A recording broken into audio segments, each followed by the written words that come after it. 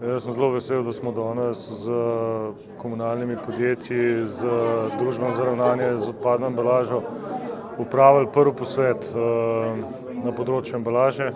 Cilj je bil pogovor na temo našega predloga interventnega zakona za ravnanje z odpadno embalažo in svečam.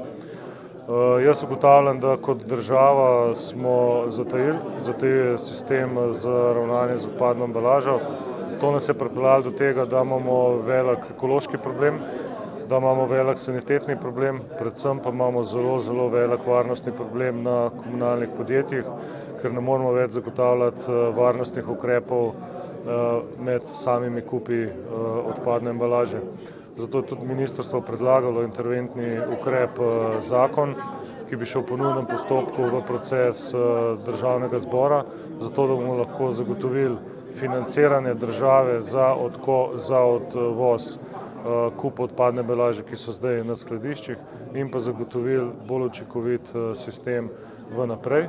Se pa zavedam, da to ni sistemska rešitev, ampak moramo v zakonu o varstvu okolja od novembra naprej ga bomo aktivno začeli pripravljati, da bomo potem vzpostavili sistem, ki bo učinkovito deloval, tudi že vpeljevali smernice, ki jih prinaša direktiva, ki jo moramo uvesti leta 2020.